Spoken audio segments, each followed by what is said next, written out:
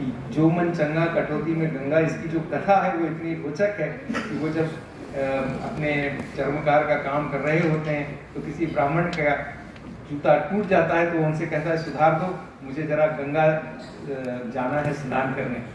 और वो जाते जाते इनसे पूछता है कि तुम नहीं चलते गंगा स्नान? उन्होंने कहा नहीं, कोई ज़रूरत नहीं, आप जाइए गंगा स्नान करे आइए, बस ये कौड़ी है मेरी, वो जरा गंगा जी को चढ़ा दीजिए मेरी तरफ से। तो ये जब स्नान वान हो जाता है तो ये भूल जाते हैं कि वो इसकी भी, रविदास जी की भी हमें कौड़ी वहाँ चढ़ानी थी। फिर अचानक ध्यान आता है तो वो ऐसे ही फेंक के चले जाते हैं। पीछे से गंगा मैया उन्हें बुला के कहती कि अरे आप जो रविदास ने दिया है उसका वो प्रतिदान तो लेते जाओ। और वो सोने का एक बहुत सुंदर सा रत्न जड़ित कंगन उनको देते हैं कि जाके रविदास को दे दें।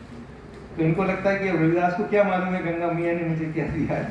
वो सोचते हैं कि इतना सुंदर कंगन है तो मैं जाके राजा को भेंट कर दूंगा तो राजा तो मुझे प्रसन्न होकर और अधिक देगा सारी चीजें। तो राजा को देते हैं, राजा प्रसन्न भी होते हैं। रानी को बहुत अच्छा लग जाता है वो कंगन, पर रानी कहती है कि एक ही हाथ में पहनूंगी तो अच्छा नहीं लगेगा, दूसरा भी लेके आ जाओ। अब ये फंस जाते हैं क्योंकि दूसरा तो इन्हें मालूम ही नहीं कहाँ है। तो ये दौड़े दौड़े फिर जाते हैं रविदास जी के पास और पूरी घटना बताते हैं। तो चलो भाई गंगा मैया से मांग लो वो कंगन। अरे बोले मुझे टाइम नहीं, मेरे पास बहुत काम है। अरे कैसा भी करके मुझे दो, नहीं तो मेरी जान छूट जाएगी। राजा भी कहता है कि लाओ, नहीं तो मैं तुम्हें मृत्यु दंड दे दूंगा। तो वो अपनी सामने की कठौती में हाथ डाल के प्रार्थना करते हैं गंगा मैया से कि एक कंगन और दे दो तो मेरी जान छूट जाए। पर वो कंगन वहां से निकल जाता है। ये संत की शक्ति है, ये संत की मिलता है, ये सज्जन शक्ति है समाज की।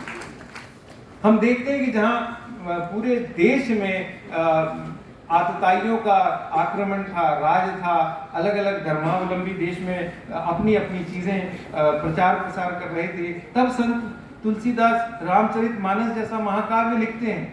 और तब संत तुलसीदास जी लिखते हैं कि हम चाकर रघुवीर के पढ़ो लिखो दरबार, अब तुलसी का होई है नरमन के मनसबदा। अब तुम्हारी नौकरी क्या करूंगा, हम तो रघुवीर के चाकर हैं। ये कहने की शक्ति होना भी सज्जन में, ये संत में, ये समाज की, भारतीय समाज की विशेषता रही है। और उसी समाज की विद्वत शक्ति के कारण भारतीय समाज जो है इतने ऊपर तक, इतनी श्रेष्ठता तक पहुंचा। जब हमारे ऊपर विपत्ति आई तभी बचाने के लिए हमारे सामने भारतीय समाज ही था।